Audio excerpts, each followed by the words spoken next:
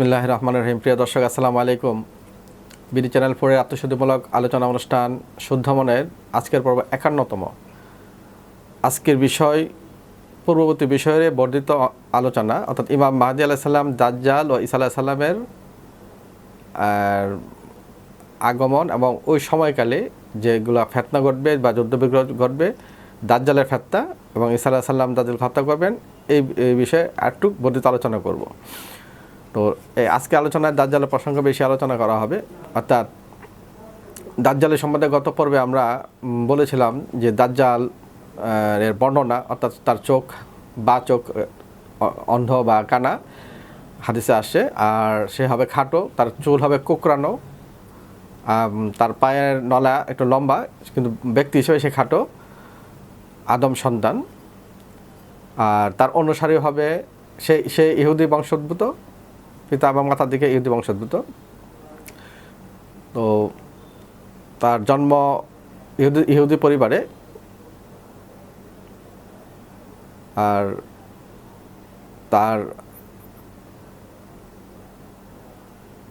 সে যখন আবির্ভূত হবে তখন সমস্ত বিশ্বে সে ফিতনা, ফাসাদ এবং এগুলার মাধ্যমে সে বিশ্বকে ধ্বংসের দিকে নিয়ে যাবে, এবং সে প্রথমে নবী এবং পরবর্তী সময়ে নিজেকে আল্লাহ বা রব দাবি করবে। তো এই ব্যাপারে অনেক হাদিস রয়েছে, আমরা একটা হাদিসের দিকে যাই। রাসূল সাল্লাল্লাহু আলাইহি ওয়াসাল্লাম বলেন যে দাজ্জাল যখন প্রকাশ হবে, সে তখন আরবের বেদুইনদের কোনো এক বেদুইনের সাথে দেখা হবে। সে তাকে বলবে যে আমি তোমার পিতা মাতা এবং ভাইকে, অর্থাৎ পিতা মাতা ভাই তারা মৃত, তাদেরকে যদি আমি জীবিত করে দিই, তুমি কি আমাকে রব হিসেবে মানবে? তখন সে বলবে হ্যাঁ। তখন দাজ্জাল তার শয়তানদেরকে, অর্থাৎ তার সাথে 70,000 শয়তান থাকবে, বলা হচ্ছে পূর্ব এবং পশ্চিম। রাসূল বলছেন পূর্ব এবং পশ্চিম দিকের শয়তানকে তার অনুগত করে দেওয়া হবে, অর্থাৎ শয়তানদেরকে হুকুম দিবে তোমরা তার পিতামাতা এবং ভাইয়ের সুরত ধরে আসো। তখন তারা আসবে, আসার পর বলবে, তারাই তার পিতামাতার টোনে কথা বলবে যে আমি তোমার পিতা বা আমি তোমার মাতা, হ্যাঁ, বা আমি তোমার ভাই, আর এই ব্যক্তি কিন্তু রব, তুমি তাকে অনুসরণ করো, মেনে নাও। তখন ওই ব্যক্তি বলবে না, হ্যাঁ, এই ব্যক্তি বলবে যে সে রব হতে পারে না, হ্যাঁ, তোমরা আমার পিতামাতা না, তোমরা শয়তান। সে বুঝে ফেলবেই, আল্লাহ তাকে হয়তো সহায়তা করবে। তখন ওই জিনেরা যার তার পিতামাতার যে সুরত ধরে আসলো, তারা ভয়ে পলায়ন করবে। তখন দাজ্জাল তখন তার উপর চড়া হবে। যাই হোক, আল্লাহ তাকে সেভ করবে। এভাবে দাজ্জাল ব্যর্থ হবে, অন্য আরেক জায়গায় যাবে। বলা হয়েছে যে সে যখন সফর করতে থাকবে, একটা কাবিলা বা একটা গোত্রের কাছে যাবে, তখন এই গোত্রকে বলবে যে আমি তোমার আল্লাহ এবং আমি তোমাদের রব, আমাকে মেনে না, অনুগত করো।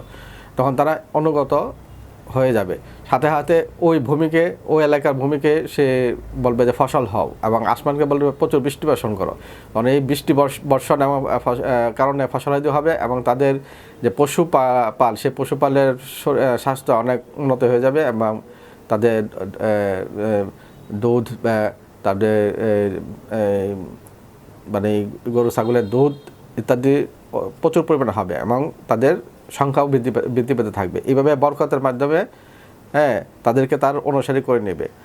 অন্য একটি এলাকা বা কাবিলা সে যাবে, যেখানে যাওয়ার পর তাদেরকে বলবে যে আমি তোমাদের রব, আমার আনুগত্য করো। তখন তারা বলবে যে না, তুমি আমাদের রব হতে পারো না, তুমি এটা শয়তান। তখন তাদের উপর সে তার রাগের বর্ষণ করবে। তখন বলবে যে এই ভূমি, তোমাদের এই এলাকার ফসলগুলো ধ্বংস করে দাও। তখন ফসলগুলো আগুন লেগে ধ্বংস হয়ে যাবে, এবং যত কল্যাণ আছে অকল্যাণ তাদের উপর চাপায় দেওয়া হবে। অর্থাৎ বৃষ্টি হবে না, ফসলাদি হবে না, দুর্ভিক্ষের মতো তৈরি হবে। তাদেরকে এই শাস্তি দিয়ে তারা এখান থেকে চলে আসবে। এভাবে শয়তান বিভিন্ন জায়গায় এই ফিতনা করতে থাকবে। তো যখন সে আবির্ভূত হবে, তখন ইমাম মাহদী আলাইহিস সালামের নেতৃত্বে দাজ্জাল এবং দাজ্জালের বাহিনীর বিরুদ্ধে সমস্ত মুসলমানরা কিন্তু ঐক্যবদ্ধ হবে। তো সিরিয়াতে এবং ফোরাত নদীর কাছে ওইখানে একটা যুদ্ধ হবে।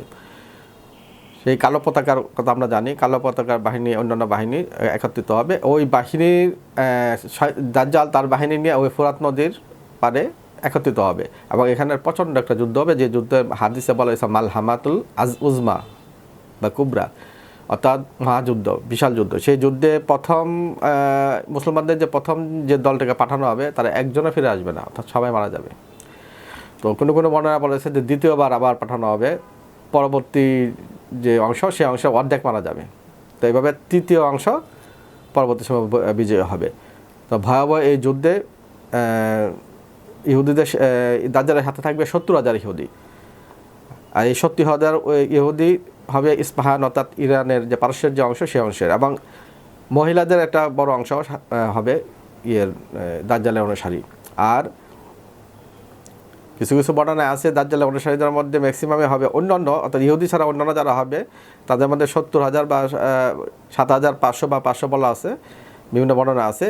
তো এদের মধ্যে মহিলা হবে সবচেয়ে বেশি, আর মহিলা যারা হবে তারা বেশিরভাগই হবে মানে ব্যবসা প্রকৃতির, প্রস্টিটিউট টাইপের, এবং তাদের সন্তানাদি।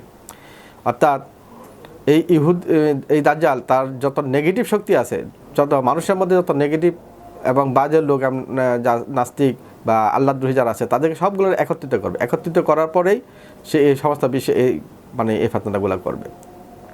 যাই হোক, এভাবে যখন ফিতনা করতে থাকবে, এক পর্যায়ে মুসলমানরা আবার একত্রিত হবে। একত্রিত হওয়ার পর কোনো এক ফজরে, অর্থাৎ ফজরের আজান দিবে, সেই আজানের নামাজের জন্য প্রস্তুত হবে ইমাম মাহদী আলাইহিস সালাম। সেই ইমাম মাহদী আলাইহিস সালামের নেতৃত্বে যখন নামাজের প্রস্তুত হবে, ঠিক ওই সময়ে হযরত ঈসা আলাইহিস সালামের আবির্ভাব ঘটবে। তো ঈসা আলাইহিস সালামের আল্লাহর ফেরেশতার কাঁধে বহন করে উনি নামবেন। তো ঈসা আলাইহিস সালাম নামার পরেই ঈসা আলাইহিস সালাম দাজ্জালকে বধ করার জন্য, এই ফিতনা থেকে মানুষকে বাঁচানোর জন্য উনি রওনা হবেন। অর্থাৎ ইমাম মাহদী আলাইহিস সালামের সোলজার যারা আছে ওদেরকে বলতে, তোমরা এদিকে থাকো, আমি দাজ্জালকে হত্যা করব। ইমাম মাহদী আলাইহিস সালাম দাজ্জালকে হত্যা করার জন্য প্রস্তুত হবেন, কিন্তু তাকে থামিয়ে দিয়ে ঈসা আলাইহিস সালাম বলবেন যে আল্লাহ আমাকে পাঠিয়েছে ওই দাজ্জালকে হত্যা করার জন্য। তো ইমাম ঈসা আলাইহিস সালাম তখন তাকে লুদ নামক যে স্থানে, দাজ্জাল ইতিমধ্যে ঈসা আলাইহিস সালামের আগমন শুনে সে পলায়ন করবে, এবং সে বাইতুল মুকাদ্দাসে খুতবা পাঠ করতে থাকা অবস্থায় সে পলায়ন করবে।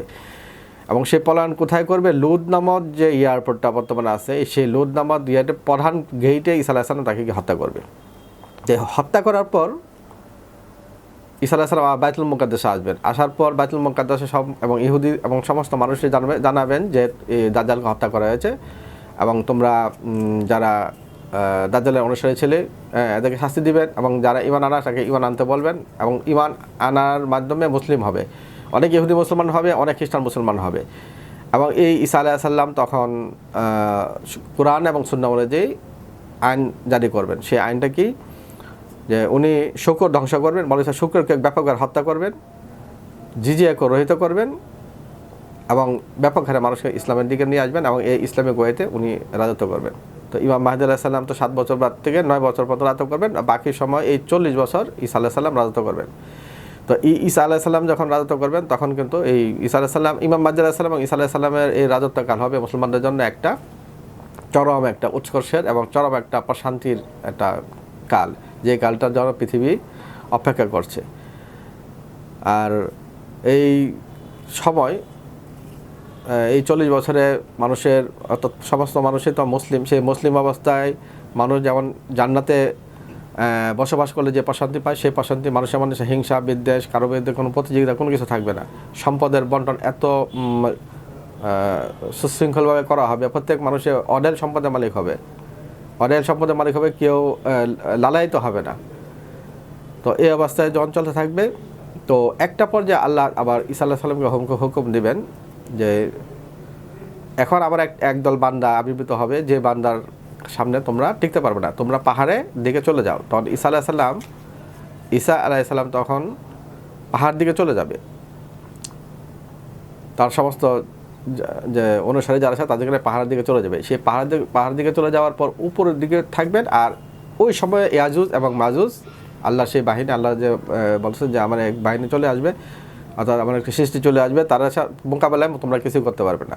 সেই ইয়াজুজ মাজুজের সংখ্যা অসংখ্য, এবং তারা পৃথিবীব্যাপী সমস্ত জায়গায় তারা দ্রুত গতিতে পৌঁছে যাবে এবং যেখানে যাকে পাবে হত্যা করবে। আর কিছু কিছু বর্ণনা আছে তারা তাবারিয়া হ্রদের, যেটা ফিলিস্তিনে আছে, ওই হ্রদের সামনে আসার পর প্রথম যে দলটা আসবে সে আয়সা পানি খেয়ে ফেলবে, অর্থাৎ হ্রদের পানি খেয়ে ফেলবে। বাকি দল আয়সা যা পাবে বাকিটুকু খাবে। আর পরের দলগুলো আয়সা দেখবে এখানে কোনো পানি ছিল অতীতে, এরকম কোনো চিহ্নই নাই। অর্থাৎ সেই একটা বাহিনী, সেই বাহিনীর সমস্ত জায়গায় যখন যুদ্ধ হত্যাযজ্ঞ করতে থাকবে, আর তখন ইমাম মাহদী সাল্লাল্লাহু আলাইহি ওয়াসাল্লাম অনুসারীরা ওই যে পাহাড়ের দিকে আশ্রয় নেবেন। এই পাহাড়ের আশ্রয় যারা আছে তারা একমাত্র সেফ থাকবে, আর বাকি যারা যেতে পারে না তারা কিন্তু আনসেফ এবং তাদের হত্যা করবে ইয়াজুজ মাজুজ। তো এই ইয়াজুজ মাজুজের হাত থেকে বাঁচার জন্য ঈসা আলাইহিস সালাম এক পর্যায়ে আল্লাহর কাছে দোয়া করবে, আল্লাহ এই ইয়াজুজ মাজুজের ফিতনা থেকে আমাদেরকে হেফাজত করুন, আমাদেরকে নাজাত দিন। তখন আল্লাহ সুবহানাহু ওয়া তাআলা এই দোয়াটা কবুল করবেন, ঈসা আলাইহিস সালামের দোয়াটা কবুল করবেন।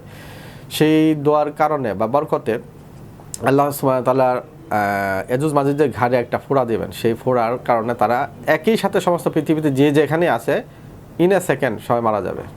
অর্থাৎ হঠাৎ করে তারা সবাই মানে ধাপাস করে পড়ে গিয়ে নিহত হয়ে যাবে। এভাবে সমস্ত ইয়াজুজ মাজুজকে আল্লাহ মৃত্যু দিয়ে দিবেন। আর এই মৃত্যু দেওয়ার পর এই পানিগুলার পচনে এমন অবস্থা হবে, ঈসা আলাইহিস সালাম নামতে চাইবেন, দুর্গন্ধ নামতে পারবেন না। আবার আল্লাহর কাছে দোয়া করবেন, আল্লাহ পৃথিবীতে এত দুর্গন্ধ আমরা নামতে পারতেছি না, তুমি পরিষ্কার করে একটা ব্যবস্থা করো। তখন আল্লাহ সুবহানাহু ওয়া তাআলা এক অদ্ভুত আকৃতির বিশাল বিশাল পাখি পাঠাবেন। সেই পাখিগুলো আইসা ইয়াজুজ মাজুজগুলোর হাতে ধরে আল্লাহ যেখানে চাইবেন সেখানে আকাশে কোনো জায়গায় সরাই দিবে। তারপর এই জায়গাটা পুরোটাই একদম দুনিয়াটা পরিষ্কার হয়ে যাবে। তখন আল্লাহ বৃষ্টি দিবেন। বৃষ্টি দেওয়ার পর এই বৃষ্টির পানিতে পৃথিবীটা চকচক করতে থাকবে, তখন পরিষ্কার হয়ে যাবে। তখন ঈসা আলাইহিস সালাম আবার নেমে আসবেন।